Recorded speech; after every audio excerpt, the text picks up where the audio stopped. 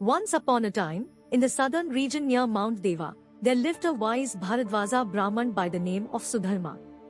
He was known for his extensive knowledge of the Vedas, the ancient scriptures of the Hindus. Sudharma was blessed with a beautiful wife named Sudeha, but the couple had not been able to conceive a child, which caused them great distress. Their neighbors, who lacked compassion, took it upon themselves to mock and taunt the couple for not having a child, but Sudharma did not let their words get to him. However, Sudeha, his dear wife, was not as strong as him and suffered greatly from their insults. One day, overcome with grief, Sudeha spoke to her husband, expressing her worries about the family's lineage. She said that if a man dies without a son, his dynasty dies with him, and since God had not blessed her with a child, she urged Sudharma to marry her sister Ghushma so that the family line could continue. Sudharma, being a man of integrity and principles, listened to his wife's plea and married Ghushma. They soon had a son, and the family's lineage was secured. Sudharma and his wives lived happily ever after, with no more taunts or insults from their unkind neighbors. The moral of the story is that one should always strive to uphold their family's honor and lineage, even in the face of difficulties. And so, Sudeha's wishes were granted, and her sister Ghushma was married to Sudharma. However, in her jealousy, Sudeha made Ghushma promise that she would not feel envious if Ghushma gave birth to a son. Ghushma, being a devout follower of Lord Shiva, made it a daily practice to create 101 clay idols of the deity and worship them with all the proper rites.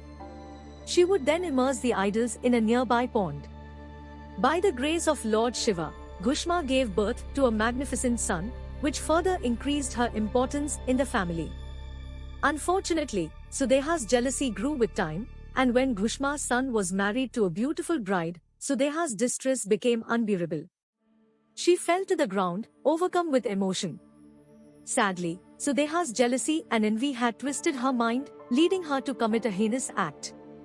One night, she took a large knife and cut off the limbs of Ghushma's son while he was sleeping soundly in his bed.